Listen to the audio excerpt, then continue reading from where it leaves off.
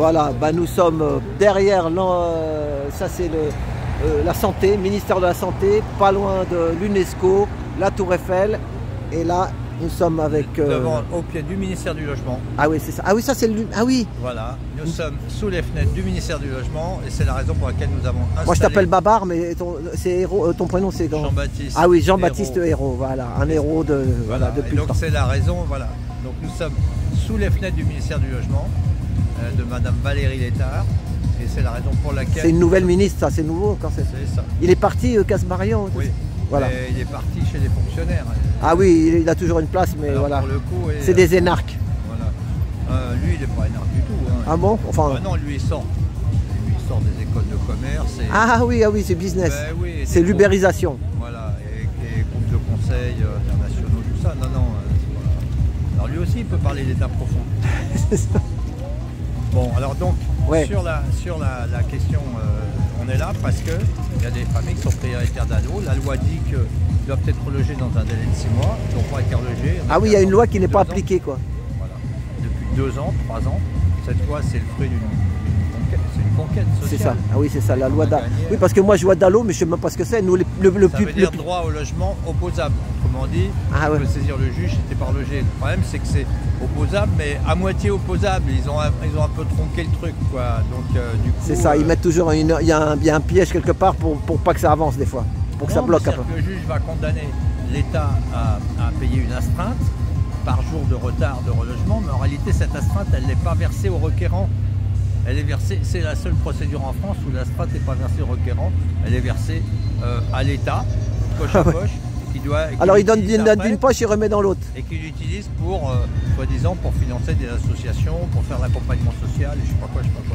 Nous, on n'est pas du tout là-dedans, hein, évidemment, mais en tout cas, ce qu'on observe, c'est qu'il y a de plus en plus de personnes, du fait de leurs conditions de logement dramatiques, soit ils n'ont pas de logement du tout, soit ils sont les uns sur les autres dans des taudis, soit ils peuvent être mis à la rue, peuvent être expulsés parce qu'ils ont eu un accident de la vie, on a payé, ou bien parce que le proprio est dehors, pour revendre plus cher ou louer plus cher, ça arrive malheureusement de plus en plus souvent. Et donc ces personnes-là doivent être relogées, sont considérées comme prioritaires, devant être relogées en urgence. Voilà. Or elles ne le sont pas. Donc du coup, on a dit, très bien, on va voir la ministre, Madame la ministre, loger les DALO. Madame Létard, il n'est pas trop tard pour loger les DALO. Et elle vous a reçu, non pas encore? On a été reçu par un montant de son cabinet vite fait, vendredi soir entre 2 portes.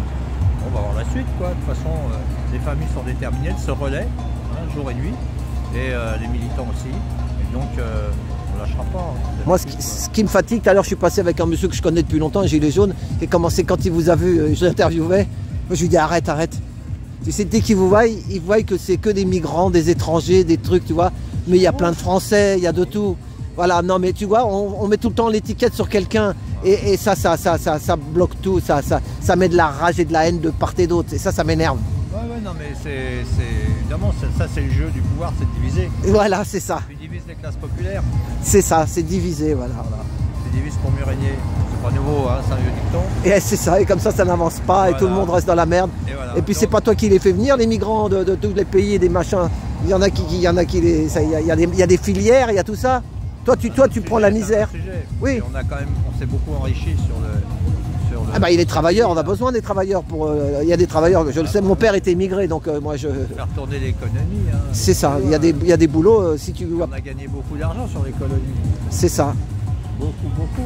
La prospérité du pays, même si aujourd'hui, n'empêche que le PIB n'a jamais été aussi élevé en France. C'est ça. Donc la prospérité, même si les richesses sont de moins en moins bien réparties au niveau de la population française, de plus en plus d'inégalités, n'empêche que la richesse générale du pays continue à augmenter. Ouais, c'est ça. Tu connaissais vers la porte d'Aubervilliers, de la Villette, là-bas, il y a des foyers, tu sais, des foyers pour africains, mais ils sont à 4 ou 5 dans des pioles, les pauvres. Et ils ont du boulot, ils travaillent. Hein. Et parce que s'ils sont là, c'est parce qu'ils ont du boulot. Hein. D'ailleurs, les DALO là, qui sont là aussi, hein, d'abord ils sont de nationalité française, ou ils sont à titre de séjour de durée, travaillent, on a beaucoup qui ont des enfants. Voilà.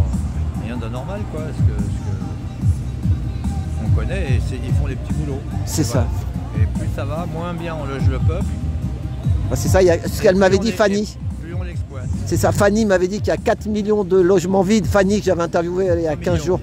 Vous avez manifesté avec les Gilets jaunes. Pour l'anniversaire, vous étiez venus hein, avec Francis et Fanny. Et elle m'a dit il y a 4 millions de logements vides sur la France. Parce que c'est des spéculateurs, des gars qui... Et sur Paris, il y a combien? Il y a 300, je sais pas combien. Il y en a aussi dans la région parisienne. Alors sur Paris, il y a 120 000 logements vacants recensés par l'INSEE, auxquels il faut ajouter 170 000 résidences secondaires, qui de plus en plus sont utilisées pour faire du Airbnb. Voilà, c'est ça. Voilà, ils font un business avec ça. Donc il y a vraiment une surexploitation de l'immobilier en fait aujourd'hui, et de ce besoin fondamental qui est celui de tout être humain d'avoir un logement. Il faut pas oublier qu'on est descendu des arbres, on a été où? Dans les cavernes, on a été se mettre à l'abri tout de suite. C'est comme ça, c'est un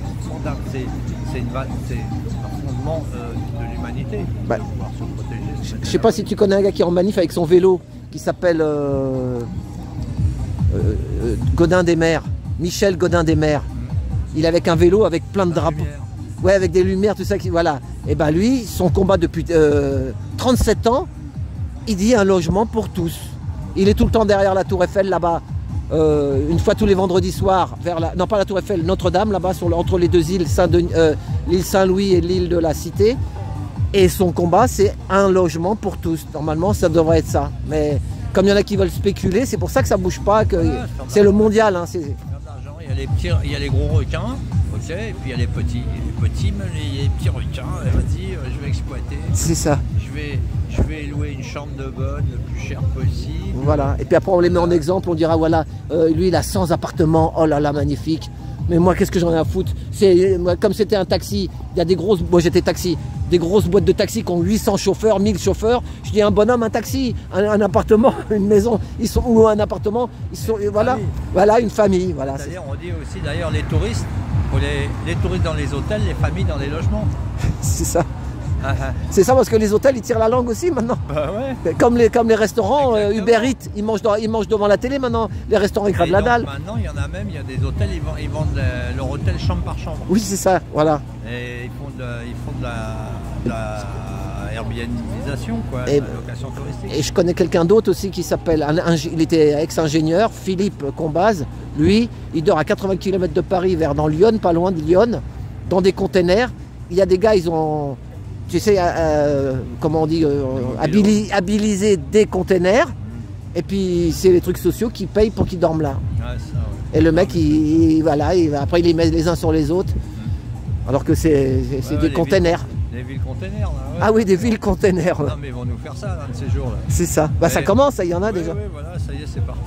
Non, ce qu'il faudrait, c'est que le peuple s'unisse, là, le peuple des locataires, des sans-abri, des mal logés.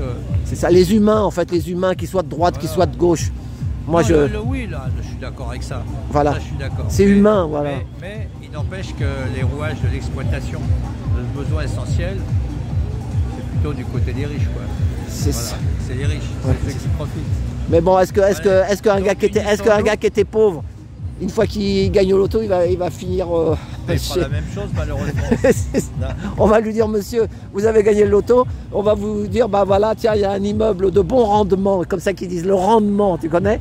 Et après, ils te font aussi des accusations inversatoires. On peut dire, ah mais non, c'est lui qui est comme ça. Non, moi je connais l'histoire. 44 ans de taxi de nuit, j'ai vu tellement de misère que... Parce que tu sais, il te relance un truc sur toi en disant que c'est toi le pourri, ou tu comprends ce que je veux dire? C'est facile à faire ça. Mon père a été taxi. Ah oui?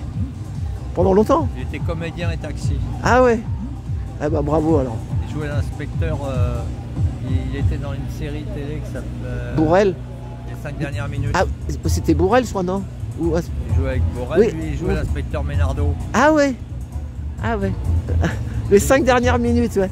Ah ouais. Et il était taxi parce que il avait besoin d'un peu de sous. Voilà, c'est ça, parce que des fois il tournait pas entre deux, quoi. Il faisait entre deux tournages. Mais il aimait bien le théâtre, surtout. Ah voilà, c'est ça. Ouais. Héros. Marc Hérault s'appelait, ouais. Eh ben, une pensée à lui. Allez, Francis, salut, hein. Bon, eh ben, merci. Merci, à la prochaine. Merci voilà. Et bonjour à Fanny. Unissons-nous. Voilà, c'est ça, unissons-nous et bon courage. À la baisse des loyers, à la réquisition des logements vides, voilà, et puis si... lois, la réalisation et des fois, il y a des gens des grands hauts qui nous regardent.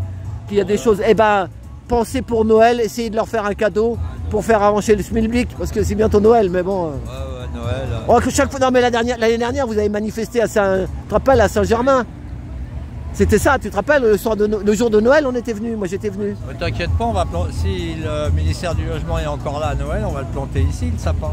Voilà. Allez, salut, merci, hein. Merci, bon courage. Merci, Jean-Baptiste. Elle m'a dit qu'il y avait retraité, je sais pas quoi. Il y avait quoi? Alors mardi, manip, la c'est la sécurité. Là. Ouais. Elle m'a dit qu'il y avait retraité mardi et jeudi, syndicat. Ouais, puis il y a peut-être des taxis qui vont venir. Ah oui, j'ai vu une vidéo des taxis. Voilà, c'est ça. Bon, Ah, eh ben attends, attends, on va parler après. Attends, je vais avancer avec toi. Voilà, et ben c'était le DAL. Voilà, réquisition pour. Oui, c'est la loi Dallot. Tu connais la loi Dallot, toi, non? Il m'a expliqué ce que c'était. Non, j'ai entendu parler. Bah, il y a une loi maintenant qu'il paraît qu'il y a des familles, au bout de 6 mois, ils doivent les reloger, mais qu'en fait. Ils s'en foutent. Ouais. Alors que la loi est passée. C'est beaucoup de lois comme ça. Ah ouais, ils s'en occupent pas. C'est ça, c'est comme les taxis, on attendait tu sais, une vraie application pour tous les taxis, c'est ce qu'ils nous avaient promis, ils ne nous l'ont jamais donné. Promesse, tu parles. Ils mettent des promesses, ils te disent voilà, on va faire une discussion dans le ministère. Nous on est venu là et l'autre côté au ministère des Transports, il est de l'autre côté là. Bah oui, l'autre là-bas aussi. Parce que là c'est la santé, là c'est le logement. Bah, ils sont tous dans ce quartier-là, tu vois, ils ont la Tour Eiffel, ils ont... Santé, logement... Ah bah c'est des bons quartiers, hein, c'est Ah oui, ils vont pas mettre des trucs, ministère de machin, Stalingrad, Barbès... Ouais, bah c'est comme ça. Ils ont fait des études, alors voilà. Et regarde, Mohamed, regarde à louer, tu vois, les boutiques, ça crève aussi, hein. Ça crève partout. Bon, eh ben merci, merci. Eh ben à tout bientôt, voilà. Et puis bonne chance au DAL. Merci pour tout. Merci pour tout. Attends, je te suis.